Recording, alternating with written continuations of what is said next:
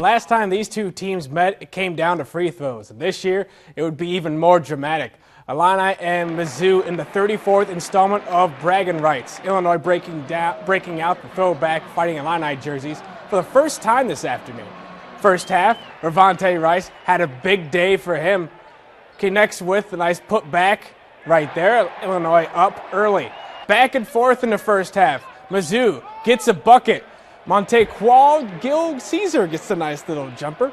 Then, last minute of the first half, Ahmed Starks knocks down the three-pointer, gives Illinois a 2-point lead at halftime. Second half, it got crazy. Both teams exchanged blows. Starks, his best game of the year. He had 13 points on the night. Then, Nana Egwu, pass over to him, throws down the jam. Illinois up 57-55. In the final 20 seconds, Wes Clark knocks down the jumper to tie it up. But that set the stage for this. Rayvonte Rice, 4-3 at the buzzer, drills it.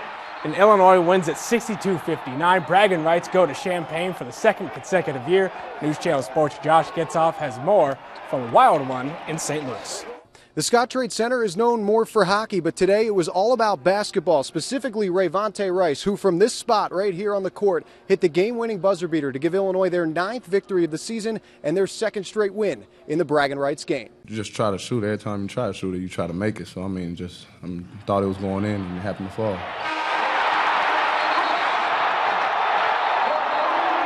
I've seen Ray do it time in and time out since I've been here, and honestly had great confidence that the shot was going in, so it was a great feeling once it happened, and I just wanted to give him a big hug after he did it. First thing that went through my mind was I was happy for the team and happy for our guys because of the way they fought.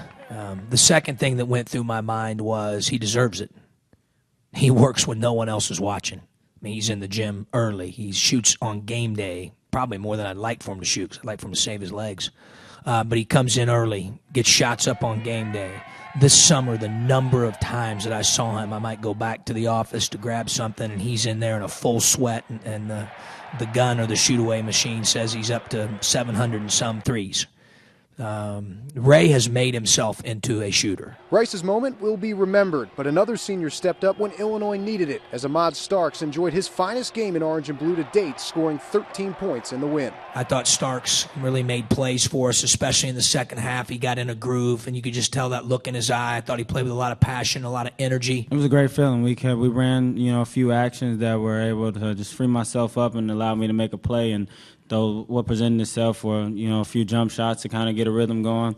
And, it was a great feeling. Illinois will have a full week to enjoy this one. They don't return to action until December 27th at State Farm Center when Kennesaw State comes to town. And for the Illini, they will have an extra special Christmas with the Braggin Rights Trophy in town for the 2nd straight year. In St. Louis, Josh Getzoff, News Channel Sports.